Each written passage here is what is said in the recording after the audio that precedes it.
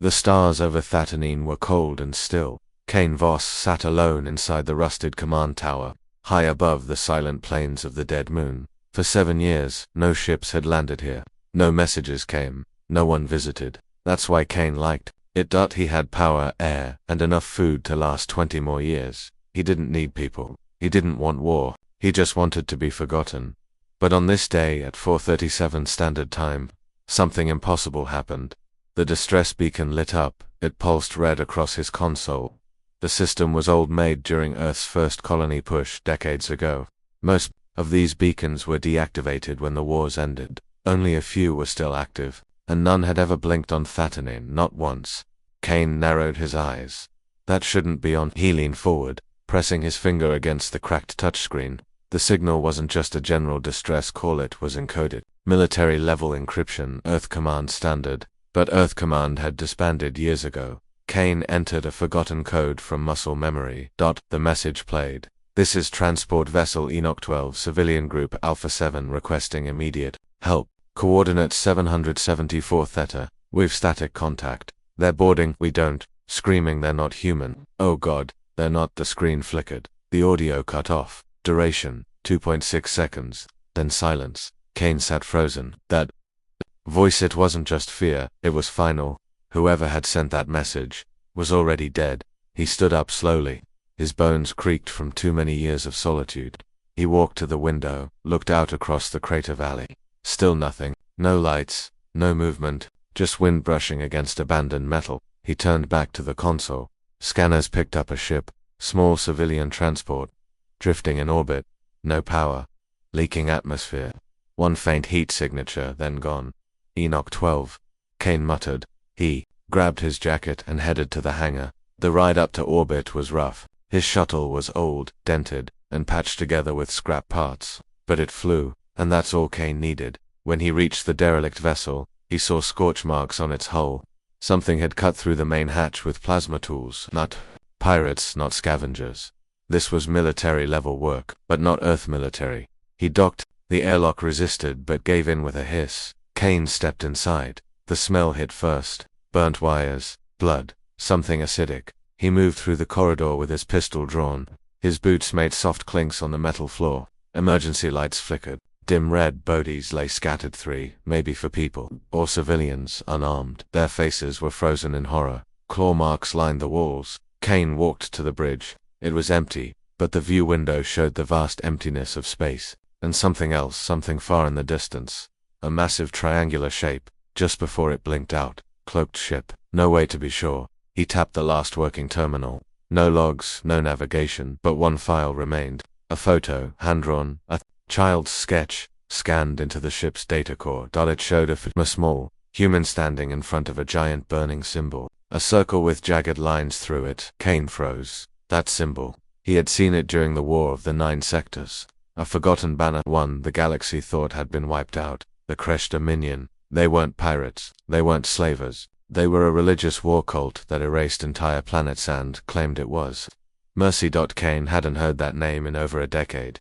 He looked at the bottom corner of the sketch. There was a name, Lara, age 6. Kane closed his eyes. Something inside him shifted. Not rage, not grief, just quiet. He turned and left the ship. He didn't need to see more. He already knew what this was. Back at Thatanine, Kane sat in the comms room. The beacon was still lit, now cycling a loop.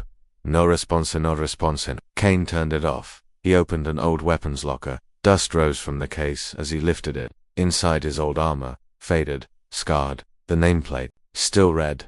LT Commander KVOSS. He hadn't worn it since his court-martial. Since Earth Command labeled him a traitor for refusing an order to leave innocents behind. He opened another drawer. Inside, a map of hidden Earth war outposts, banned tech, forgotten bases, secret supply stashes. He had helped build this network. Once, now he was going to use it. The next morning, Kane walked out onto the rocky plain. He planted sensor spikes across the valley. He activated orbital scramblers, jammers, and traps from an old cold void protocol, something even the wouldn't expect. His hands moved with calm precision.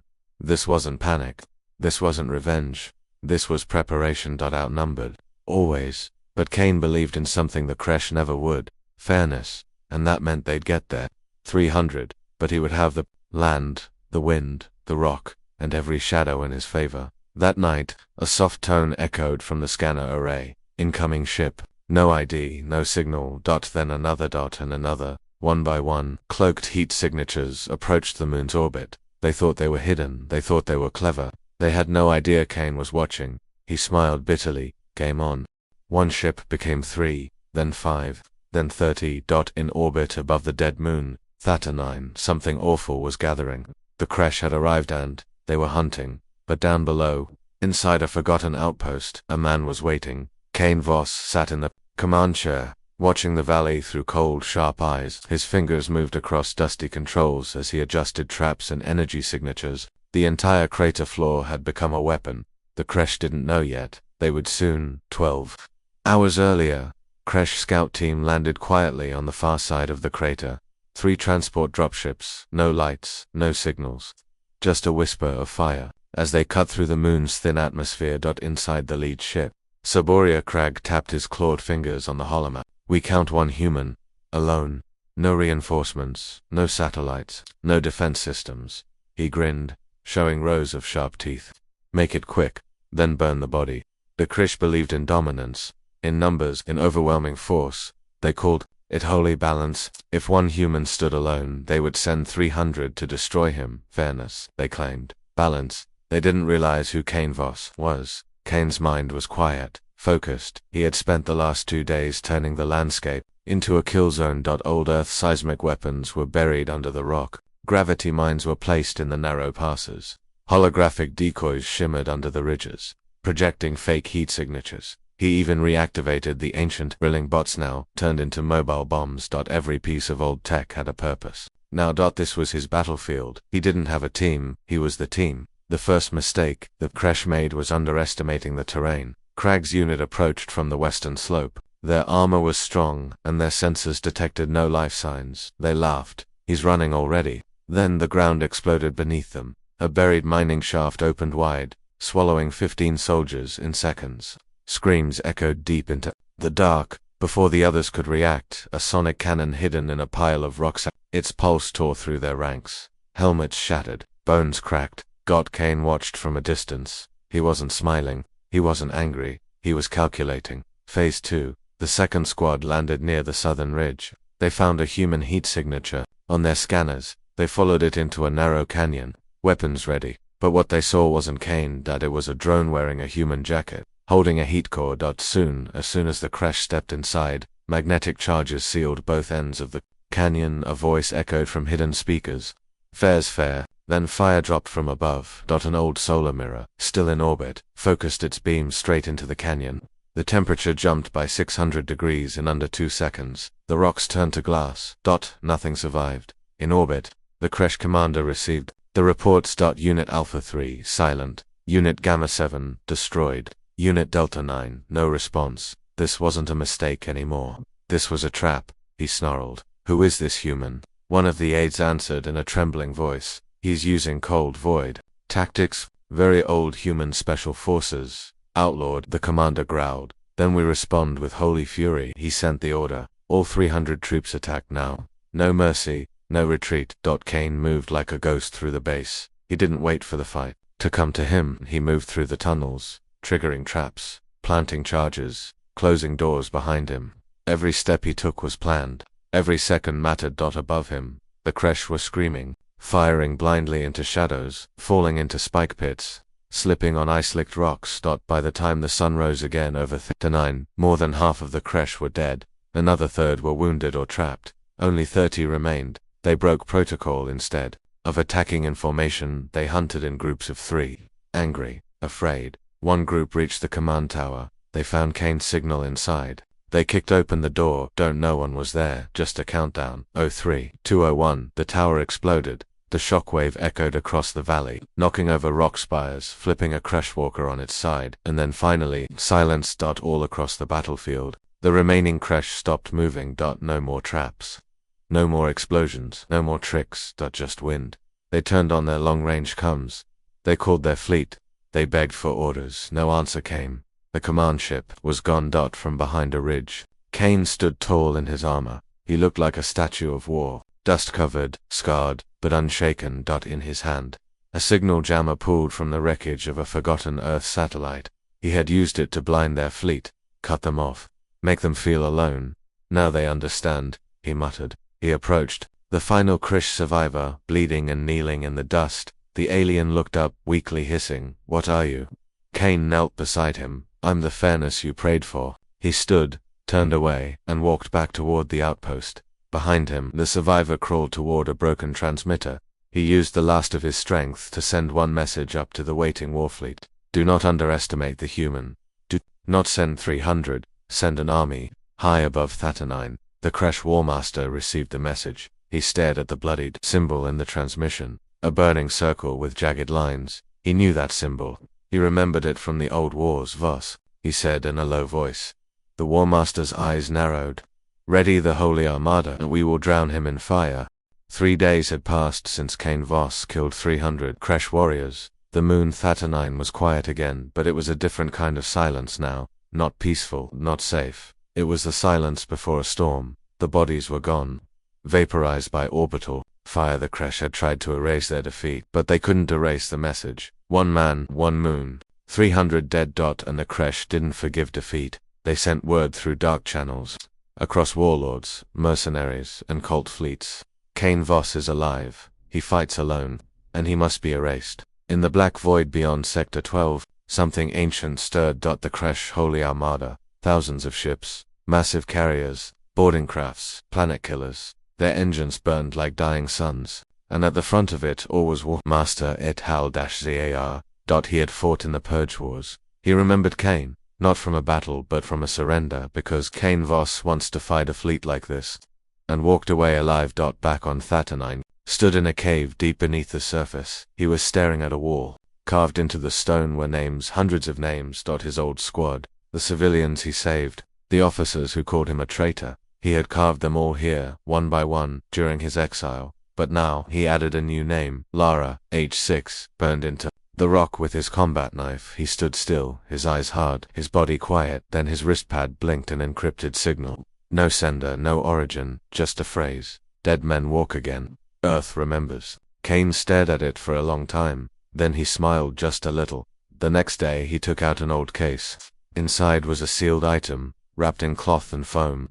When he pulled the cover away, it revealed something most had never seen, and many had forgotten: a first-gen neural command link. Illegal, dangerous, almost extinct. It let him control machines with thought. But more importantly, it was tied to something buried even deeper under Theta-9. A weapon Earth had hidden. One they thought would never be needed again, the Titan Core. A defense AI built to fight fleets.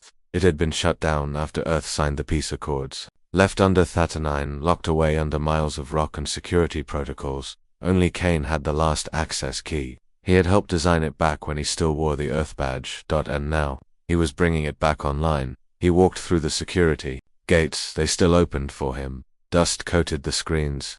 Vines grew through the vents, but the core was untouched.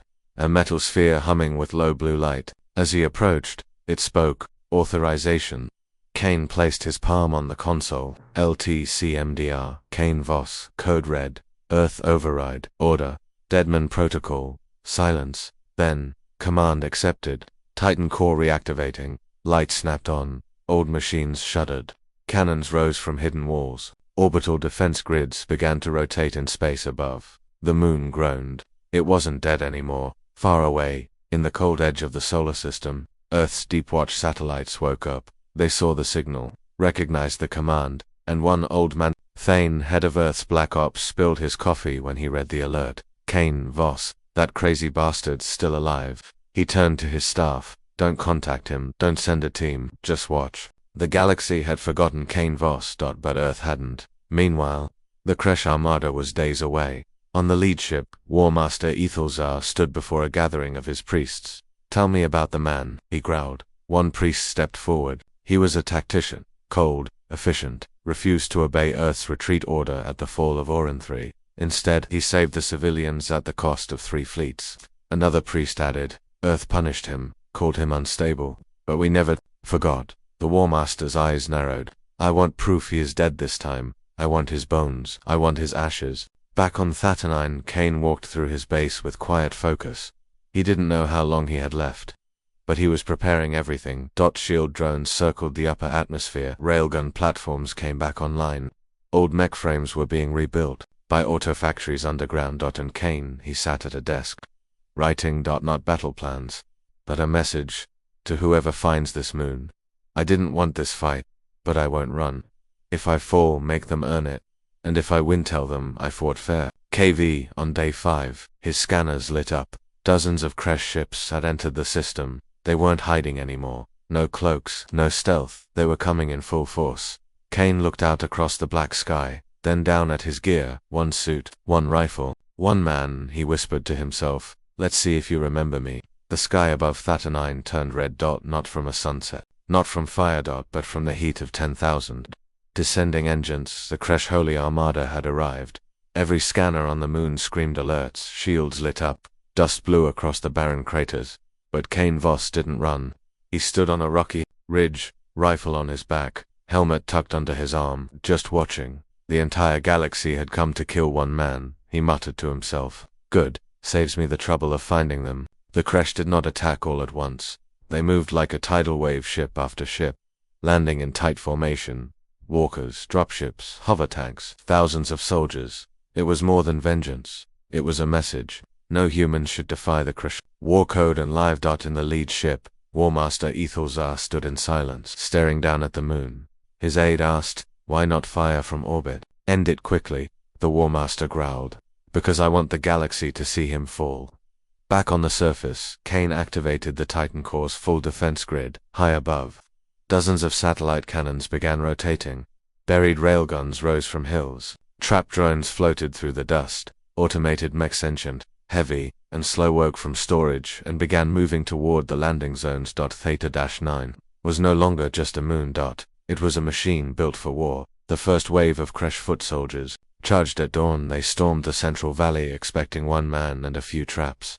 They found something else. From the ridges, heavy cannons opened fire. Every third round was explosive. Bodies flew through the air like dolls. Gravity wells activated under their feet, flinging armored Kresh into the sky where drone swarms shredded them mid-air. One Kresh officer screamed into his comms, "The ground is alive." Inside the outpost, Kane guided everything. His neural command link allowed him to multitask, while his body sniped enemies from a hidden position. His mind directed drone strikes 20 clicks away, and his memory recalled old battlefield algorithms, adjusting trap patterns in real time. No one had seen warfare like this in over 40 years, and Kane was just getting started. The Kresh tried to adapt. They brought in heavy artillery. They dropped heat bombs. They even used gravity disruptors to shake the terrain. But Kane's AI restructured defenses faster than they could destroy them. Holograms showed fake targets. EMP blasts fried Kresh visors. One squad opened fire on a projected can only to be crushed by falling debris launched from an orbital magnet pool. Every step they took was punished. On day 2, the Kresh changed tactics. They sent in assassin stealth units that could mimic human voices and even memories. One broke into the outer tunnels. It whispered through the comms, "Kane, it's Lara, I'm alive." Kane froze. Then he said nothing. He pulled up the girl's bio file, cross-referenced DNA, age, signal frequency. Fake, didn't hesitate. One command. The entire tunnel section collapsed. Gone. Kane's face stayed emotionless, but he added one more line to the wall of names in his bunker. Imposter. That was cruel. Back on the Kresh flagship, Warmaster Ethelzar stood still as the reports poured in. 1,300 dead. 92 armored units destroyed. 6 captains missing. No victories. Number. Progress. One of his priests spoke. "This moon, it's cursed." The Warmaster turned slowly. "No, this is no curse. This is Kane Voss." He raised his fist and gave the order. "Deploy the Doombringers. I want the sky itself to fall." The Doombringers were ancient orbital weapons, illegal even by Kresh standards. Meteor rods, 20-ton, tungsten spikes dropped from orbit at terminal speed. They didn't explode. They didn't need to. They hit with the force of a small nuke. On Thatanine, the first impact came without warning. The ground shook. A whole section of the valley vanished. Kane barely survived. Dust and rock buried half the Titan grid. Some cannons went offline for the first time. Kane was bleeding, but he didn't panic. He used the chaos. When the Kresh moved into the destroyed zone thinking the defenses were down, he triggered Phase 4. The automechs activated self-destruct. Each one became a walking bomb. They moved like they were retreating, but when the crash followed, the entire field lit up like a supernova. Flames reached the clouds. The shockwave shattered crash formations. Over 900 more crash soldiers were lost. Kane, watching from miles away, had to take cover. By the end of day 3, the numbers were clear. Kane, 1 man, 1 moon. Crash, nearly 3,000 dead. They had sent their holy armada, and they were losing. Inside the Titan core, Kane sat alone. His armor was cracked. His pulse was irregular. His hands trembled. But he was still thinking. Still planning. He looked at a picture taped to the wall that had burned. It was his old team, smiling, standing on another battlefield. Long ago beneath it, someone had written, "Sometimes one is enough." Kane smiled faintly and whispered, "Not yet, not done." The sky above Thatanine had turned black. Not from night, but from smoke, wreckage, ash. It had been 5 days since the crash landed. 5 days since Kane Voss 1 man faced their holy armada. They'd lost thousands. The soldiers feared the ground. Their machines were torn apart. And still, Kane fought. So the crash brought something else. Not a ship, not a weapon, a living legend. They called him Virkon, the Ascended. He wasn't just a warlord. He wasn't just Crashy. He was bred in void chambers, fed knowledge from ancient minds, injected with blacklight spores and combat memories from 20 dead generals. His body was 10 feet tall. His armor weighed 2 tons. His heart, if he had one, beat only during battle. He didn't speak. He didn't feel. He only killed. When Warmaster Ethelzar summoned him, he gave only one command: "Bring me Kane Voss's head." Back on Thatanine, Kane stood at the edge of a crater. His hands were burned. His armor cracked. But his mind was still sharp. He looked at the data feed, the orbital cameras. He saw the drop pod coming. Fast, heavy, glowing red from re-entry, and he knew they had sent their god. He exhaled, calm, focused. Then he whispered, "Finally." The pod hit the ground like a meteor. It didn't bounce, it didn't shake. It carved a hole into the rock and stood still. From the smoke, Virkon stepped out. Kane was already waiting on the opposite ridge. No drones, no railguns, no AI backup. Just him, just one rifle. Virkon charged. The ground cracked beneath his feet. Every step thundered. His blade was longer than Kane's entire body. Kane didn't move. Until the last second, he sidestepped, fired one straight at the knee joint. The round didn't pierce the armor, but it was enough. Virkon stumbled, and Kane was already gone, sliding down the slope into the next valley. This wasn't a fight. It was a hunt. Over the next hour, Kane played a deadly game. He lured Virkon into the maze of collapsed bunkers and tunnels. Each time the giant got close, Kane struck. A spike mine to the left calf, a sonic pulse to disorient, a shrapnel blast to blind one eye. But Virkon kept coming, unstoppable. Silent, bleeding black steam from his joints, but not slowing down. Kane ducked into the reactor ruins. This place used to power half the moon. Now it was half collapsed and full of radiation pockets. Even drones wouldn't go near it. But Kane moved through like he knew every inch. He did. This was where he'd once hidden after his court-martial, where he'd rebuilt himself. He led inside. Then activated the walls. Old fusion coils flared to life. Suddenly, both were locked inside a maze of burning metal, toxic air, and flickering light. No tricks now, no backup, just man and monster. Virkon roared. The sound shook the metal. He smashed through walls, trying to reach Kane, but Kane wasn't running anymore. He stood on the reactor catwalk, blood dripping from his arm, rifle gone. He had something else now, a blade, short, worn, human steel. Virkon leaped the walkway, shattered under his weight. They both fell into the pit below. The fight that followed was brutal. Kane cut the tubes on Virkon's back. Virkon slammed Kane into a wall hard enough to dent titanium.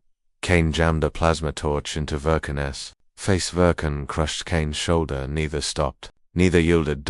In that toxic pit of fire and metal, 2 relics of war clashed, one made by alien hands, the other made from pain and purpose. But only one had a heart, and only one was fighting for something more than himself. Kane saw the opening. Virkon lifted his blade high for a final strike. Kane dove forward, not away, but toward him. He plunged the human steel into Virkon's throat, joint where armor met organic flesh. And then, with his last strength, he pulled a detonator from his belt. "This isn't how gods die," Kane whispered. "This is how men end monsters." He clicked the switch. The explosion wasn't large, but it was precise. It sent shrapnel deep into Virkon's skull. The giant jerked, twitched, and fell, a mountain crumbling. Silence returned. Kane lay in the pit, coughing blood, surrounded by broken metal. Above, The Titan core flickered. The defense grid was holding. The creche outside didn't even know their god was gone, not yet. But Earth knew. Back in the Deep Watch command center, Director Thane watched the feed. He saw Kane drag himself out of the reactor ruins. He turned to his aides and said one word. He killed the god. No one spoke for a long time. Then Thane added, "Send the signal. Code White. Tell the fleets. The fire is still burning." On the creche flagship, War Master Ethelzar felt it. He didn't need a report. He didn't need a message. He felt the bond with Verkan snap like a scream in his bones, and for the first time in 30 years, he looked afraid. He turned to his command staff. "Pull back. We will burn this moon from orbit." Back on Theta-9, Kane stood barely. Blood in his mouth, bones cracked, armor ruined, but he looked to the sky. The ships were rising again. He knew what was coming. He whispered to the Titan core, "Give me everything. Every system, every gun, every last shot." The AI responded, "Core overheat likely. Destruction possible." Kane grinned. "Then let's make it count." Kane Voss stood alone. The wind howled through the burning ruins of Theta-9. Ash rained from the sky like gray snow. The moon trembled beneath his boots. But Kane didn't move. His armor was cracked open. His face was cut and bloodied. His shoulder had been shattered by the god he killed, Verkan, the Ascendant. His rifle was gone. His blade broken. And still, he stood tall. Before him, the Titan core glowed deep red. It was overheating, failing, breaking apart under pressure. Kane whispered one last command. Full release. Target the entire sky, every ship in orbit. The AI hesitated. That would destroy this facility.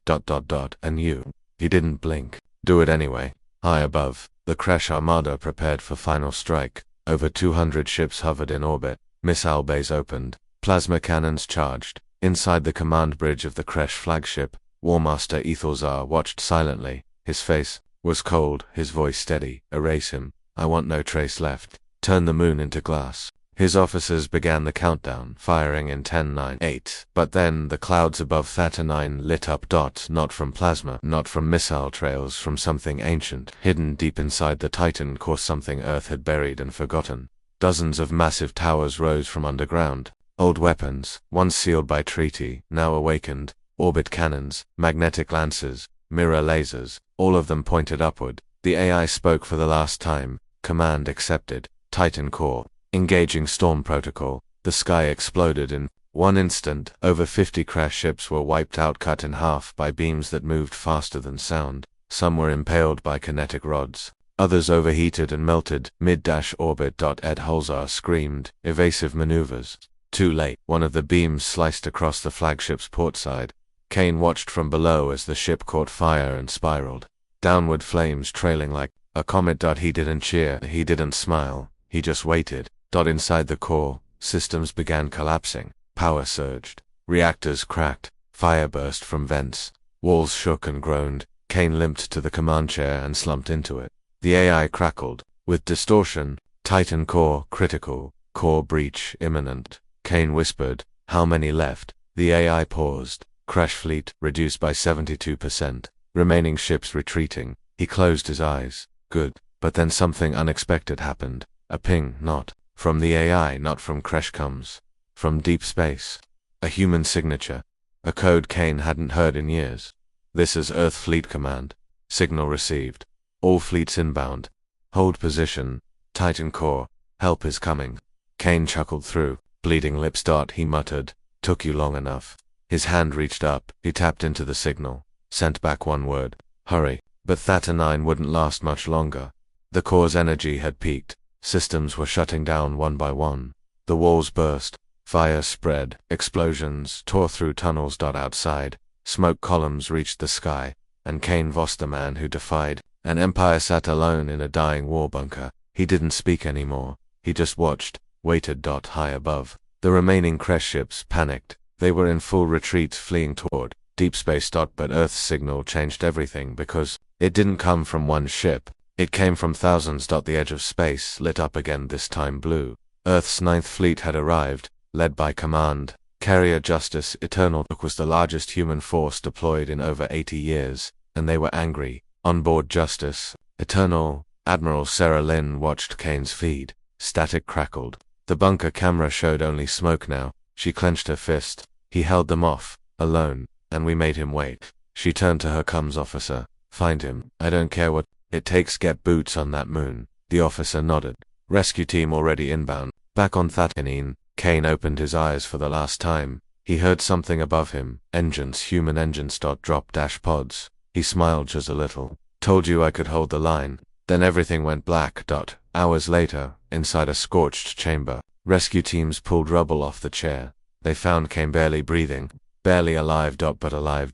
And in his hand, clutched like it mattered more than anything else, was the patch from his old unit. First to bleed, last to break. They airlifted him to the command carrier as the Titan core finally collapsed behind them. From orbit, Earth forces watched Thatanine break apart. A silent salute to the man who'd saved billions. Admiral Sarah Lynn gave the order. Broadcast this across all channels. Let the galaxy know one man held a war at bay. And he won. Kane Voss opened his eyes in silence. There was no smoke, no fire, no enemy footsteps closing in, just a white ceiling, soft light, and the distant hum of a medical scanner. He blinked. Alive. He single quotes, survived. Theta-9. But as soon as he sat up, he realized something was wrong. There were no flags. No generals waiting to thank him.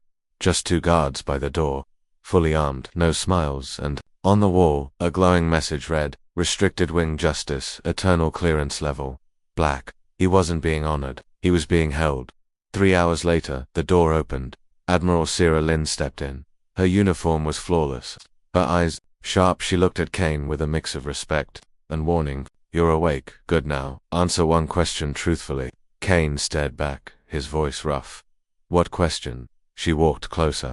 Who gave you the access codes to activate the Titan core's full protocol? Kane didn't answer, because he was hiding something, but because even he didn't know. The system had recognized his command, something it shouldn't have done. That tech was buried decades ago, sealed by Earth's highest security council. It wasn't meant to work, let alone fire. Sarah didn't press further. Instead, she handed him a datapad. You're not under arrest yet, but you're being watched. You've made powerful people very nervous. Then she leaned in and whispered, and I think that's exactly what someone wanted. Kane was officially cleared of charges. He was allowed to walk the ship freely, but always with guards, always under surveillance. He began digging, and what he found buried in Earth's archives shocked him. The Titan cores weren't just defense systems. They were part of an old Earth program called Project Gauntlet, a hidden contingency. Not against aliens, but against Earth's own government. Decades ago, when the colonies began resisting centralized control, Earth built the Titan cores to keep its grip. Silent guardians capable of wiping out entire fleets. If any colony tried to break free when the peace accords were signed, the cores were buried. Forgotten but not erased. Someone had left Kane a back door, a way to reawaken an ancient weapon. The question was why. The more Kane looked, the deeper the secrets went. He found a name, Shadow Directive, Black Signal, a covert group inside Earth's military command, unknown even to the Admiralty, and one document chilled him. If Kane Voss survives contact on Thatanine, activate Phase 2. Meanwhile, far from Justice Eternal, the Kresh Empire was regrouping. Virkon was dead. The fleet was wounded, but their hunger remained inside a shattered moonbase. Warmaster Ethelsar met with his surviving council. He didn't speak of revenge. He spoke of fear that he should have died, but he didn't. And the Karit knew his name. They all looked at one another. Ethelsar's voice dropped lower. This wasn't just war. This was a trap. Back on Earth, the Senate was in panic. The footage of Kane's defense went viral across human space. Billions watched one man hold the line, and many asked the same thing. If one soldier can do this alone, what has Earth been hiding? Protests began. Old alliances trembled. And in the shadows, the Black Signal moved forward. They hadn't lost control. They were guiding events. Kane Voss was now the most dangerous man in the galaxy, not because of what he'd done, but because of what he now knew. And Earth had a choice: honor him, or silence him forever. That night, Kane received an anonymous message on his personal pad.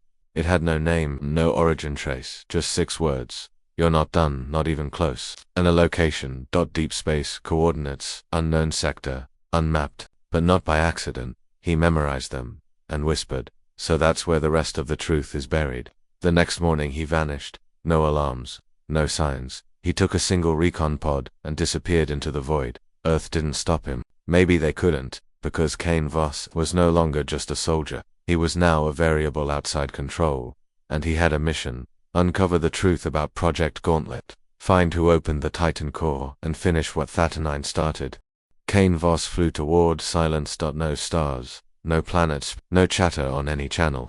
The sector he entered wasn't just unmarked, it had been erased. His small recon pod hummed quietly. He had no backup, no fleet, no plan. Just the coordinates, and a name: Project Gauntlet, Final Gate. The location wasn't in any archive, not on Earth, not in the Crash Empire. It didn't exist, until now. As Kane passed the final marker, space shimmered like a ripple in water, an illusion broken. A massive shape appeared in the dark. A station, black, angular, quiet. It was 10 times bigger than any known human construct, and it was old, older than Earth's modern navy, but it had human signatures, and one single signal pulsing from it. Welcome home, Commander Voss. He docked alone. The station opened its bay doors without question. No guards, no lights.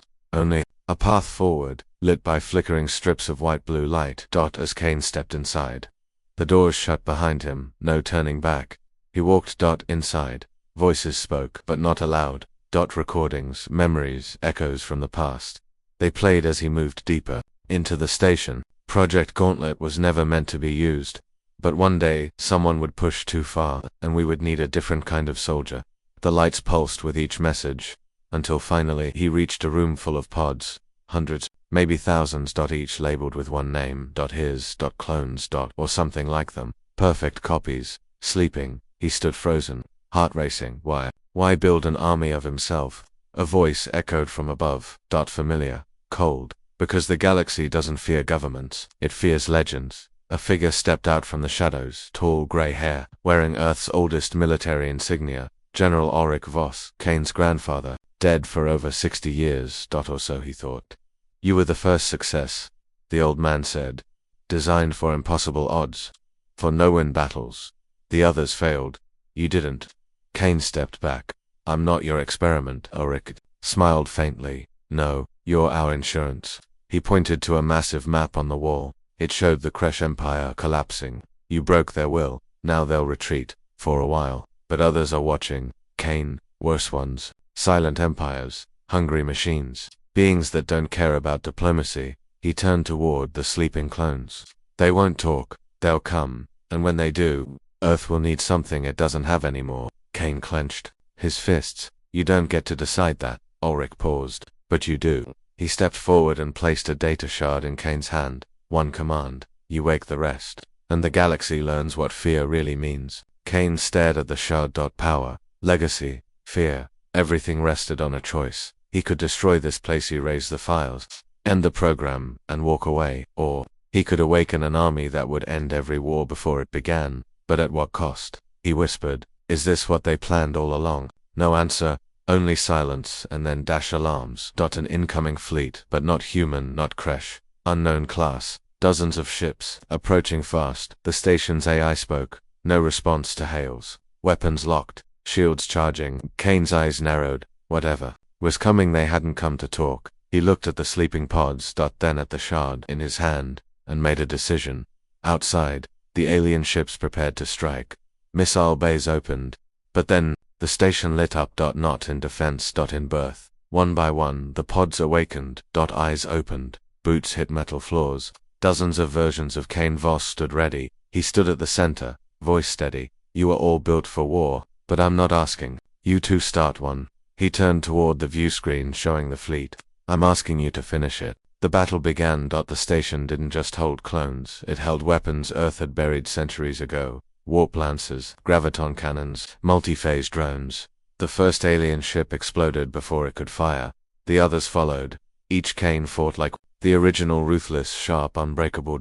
And when the last ship vanished into fire, silence returned. After the battle, Kane stood in the control chamber. His copies saluted him, not out of command, but out of choice. He looked at them, not soldiers, not weapons. Just people who never got the chance to live. He made a final order. Lock the station. Shut it down. If Earth ever needs us again, we'll be here. He left the shard on the table. He wasn't Earth's tool anymore. He was something else now. A living reminder that no matter the odds, humanity would always find a way to stand up.